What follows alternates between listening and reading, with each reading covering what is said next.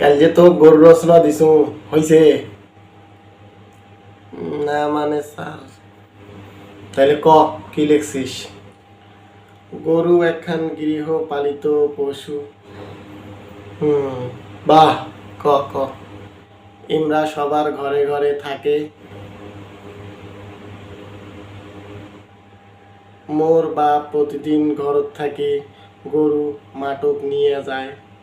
আইডে ফির তোর বাপের কথা কইস কেনে? একো ছোট করিবার জন্যে গরু কওয়া হয়। কি করলু ওইটা?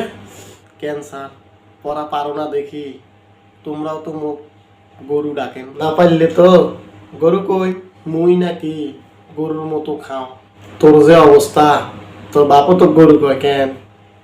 গরু উপাধি দেওয়া হয় বেশি খাইলে।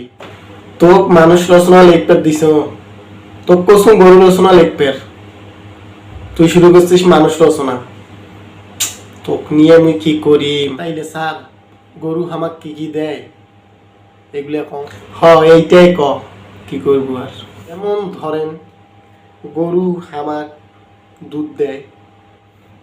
হ্যাঁ ঠিক আছে।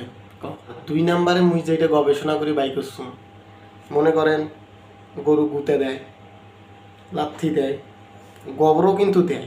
শুরু করলো উল্টা পাল্টা। গরু খান তোক লাত্তি দিবার পারে না? লাত্তি খায়াও যদি ভালো কিছু লেখলু হয়, ভালো হবার নিশ্চয়ই। মনে হয় গরুর লাত্তি কোনোদিন খাইছেন তোমরা? কি কৌছিস?